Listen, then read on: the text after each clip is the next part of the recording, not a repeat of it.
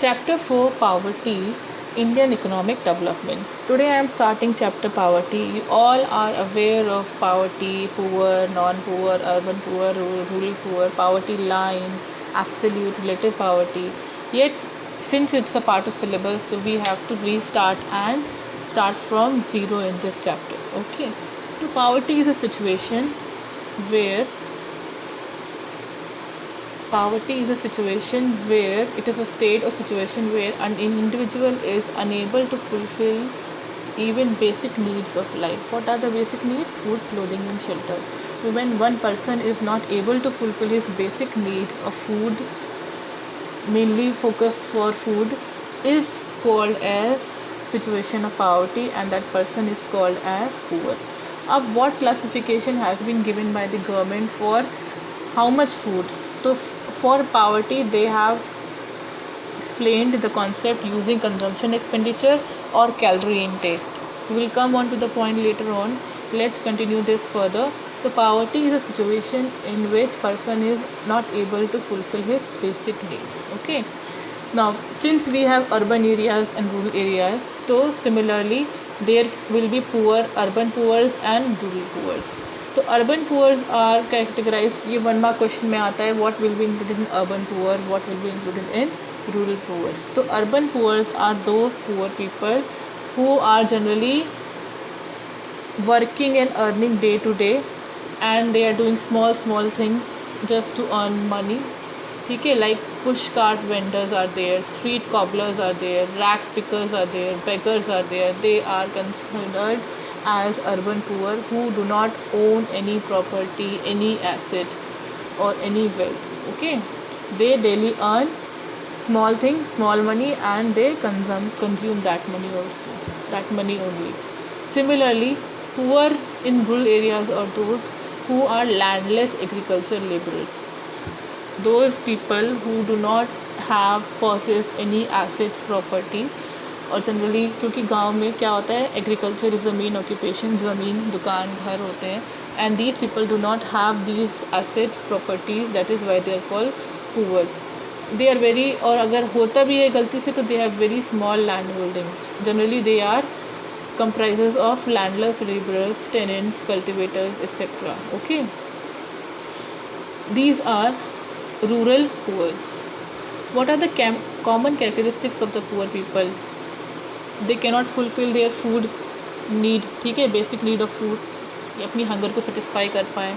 They don't have very good health, बहुत weak होते हैं, कमज़ोर होते हैं, उनके bones आपको दिख रहे होते हैं. They have limited economic opportunities, उनके पास earning sources बहुत कम होते हैं.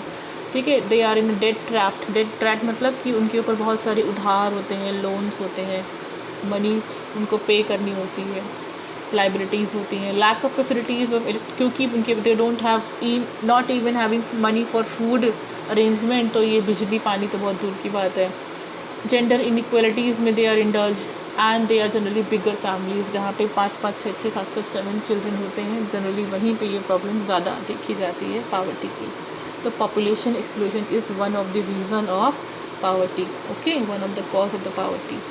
Now we are coming to the next point, that is what poverty can be measured. Poverty can be measured by 2 terms, relative poverty and absolute poverty.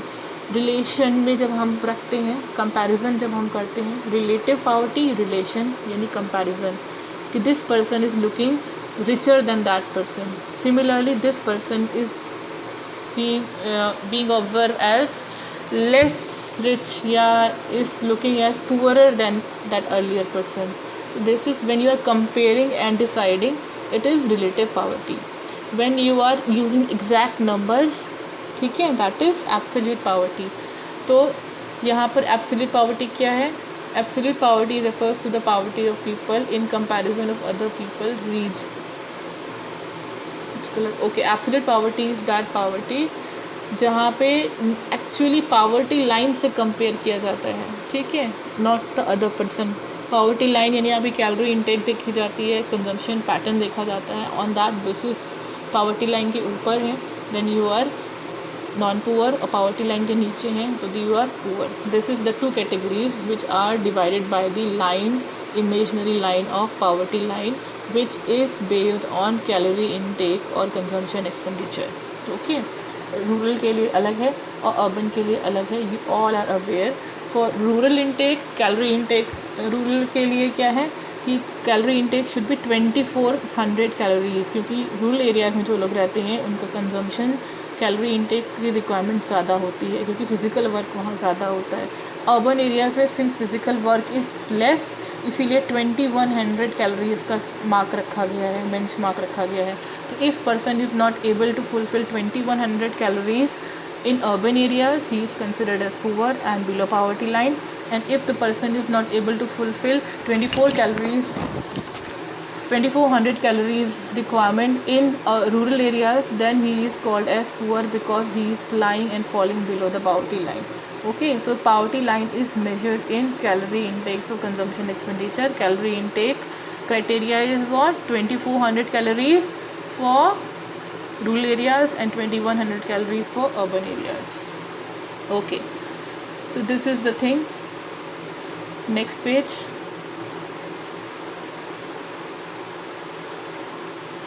Causes of poverty, I told one big reason. You all have done this in class, from class 9th you are aware of what is poverty.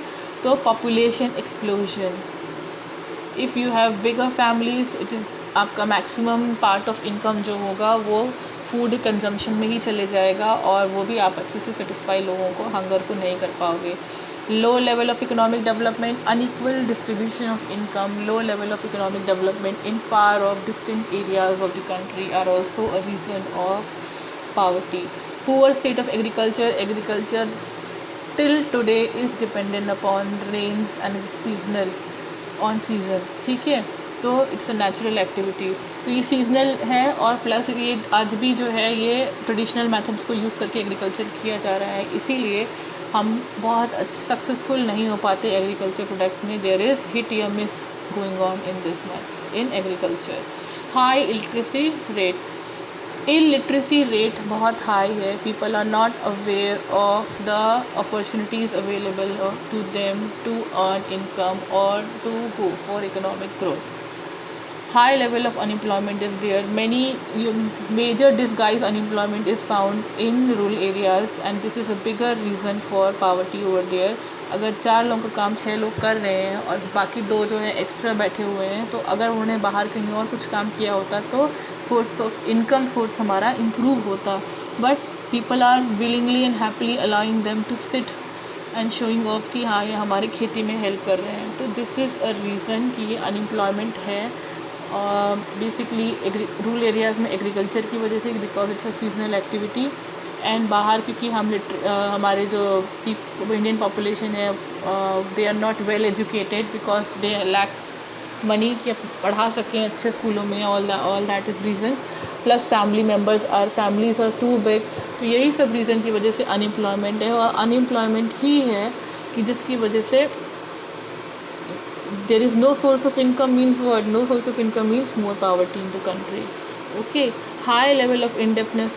उनका maximum जो भी they are earning, they are using it to pay off the interest on the loans they have already raised. इसीलिए high level of indebtedness भी है. inequalities of income है.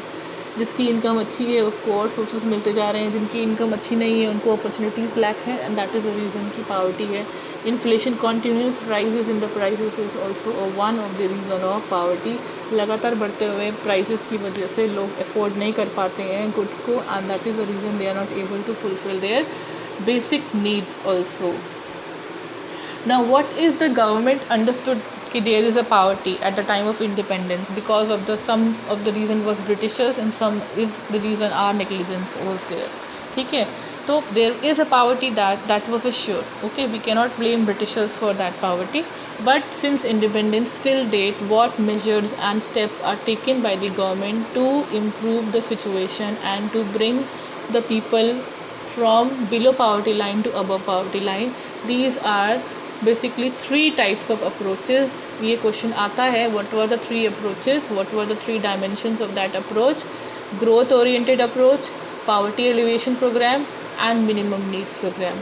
Okay, so there three approaches थे, and what are those three approaches? Growth oriented approach. It is based on expectation that effects of economic growth, अगर growth होगी India में, economic growth होगी, GDP बढ़ेगी, तो automatically सबको help मिलेगी. This we have studied in circular flow of income. I did not explain it again here, isn't it? Just recall the concept of circular flow of income. You will understand कि if production is increased, so obviously they will require more labor, and more labor means more employment and less unemployment. More employment means more income to the people, and therefore भी there will be less poverty.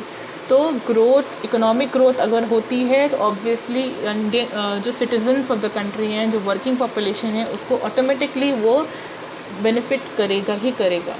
Okay, poverty elevation programmes, direct poverty को elevate करने के many programmes government ने launch करे हैं, जिसकी अभी हम आगे बात करते हैं. मिनिमम नीड्स प्रोग्राम, मिनिमम यानी कि कम से कम एटलीस्ट बेसिक्स जो नीड्स हैं वो फुलफ़िल करे. गवर्नमेंट ने इस पर फोकस किया, जिसमें उन्होंने एजुकेशन पे फोकस करा, देन आपके राशन पे फोकस करा. तो मिनिमम चीज़ों पे गवर्नमेंट ने फोकस किया ताकि बेसिक नीड्स जो पुअर हैं उनकी फुलफ़िल हो सके. Okay,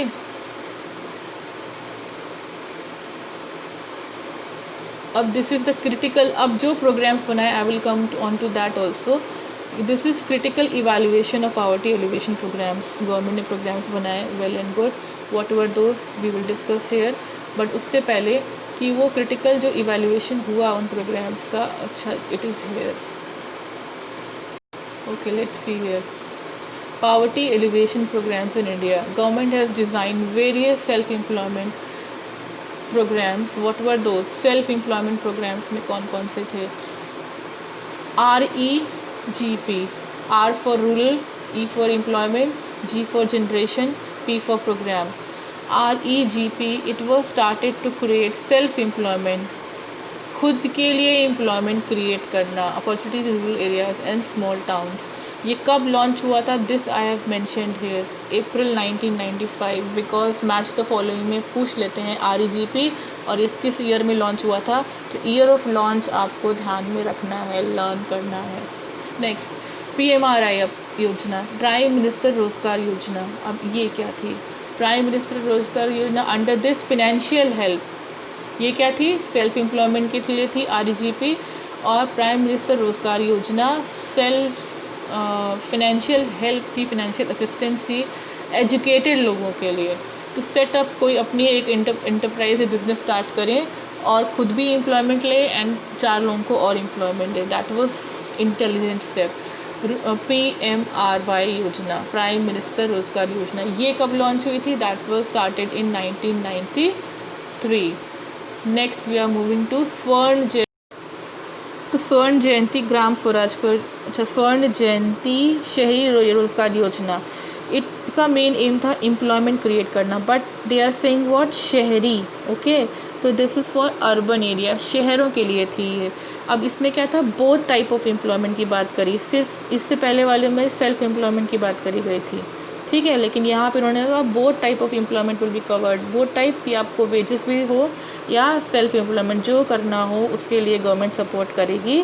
but this scheme was for urban areas only and it was launch in December 1997.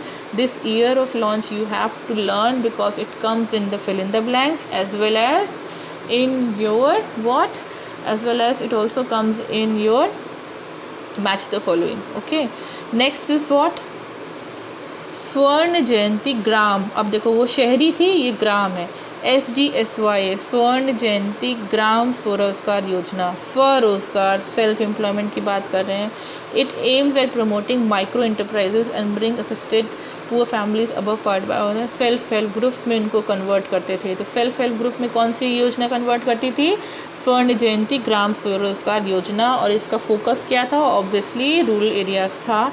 और ये कब लॉन्च हुई थी? अप्रैल 1999 में लॉन्च हुई थी. कट किया है आई थिंक यहाँ से, ठीक. नेक्स्ट आते हैं हम, हाँ अप्रैल 1999 सी, अप्रैल 1999 में लॉन्च हुई थी. Okay, now we are moving to what? Wage employment programmes. ये तो हो गए हमारे सेल्फ एम्प्लॉयमेंट के जनरली थे, जिसमें एक हमारी थी जो दोनों को कवर कर रही थी, that's why we have taken that. What was that? स्वर्ण जयंती शहरी रोजगार योजना. अब हम आते हैं वेज एम्प्लॉयमेंट प्रोग्राम्स में. उसमें कौन कौन से हैं? इसमें है हमारे संपूर्ण SGRY, संपूर्ण ग्रामीण रोजगार योजना. मतलब ग्रामीण मतलब विलेज में complete type of employment provide करना. अब ये कब लॉन्च हुई थी? 2001 में लॉन्च हुई थी. इसका additional and supplementary veg employment provide करना और लेबर को फोकस था इनका. अगला था जो 2005 में लॉन्च हुई थी, दैट वाज, कई बार 2005 लिखा होता है, मैं इसलिए बोल रही हूँ, और कई बार दिसंबर लिख देता है क्योंकि दिसंबर में थी, होते होते 2005 तक चले गई थी.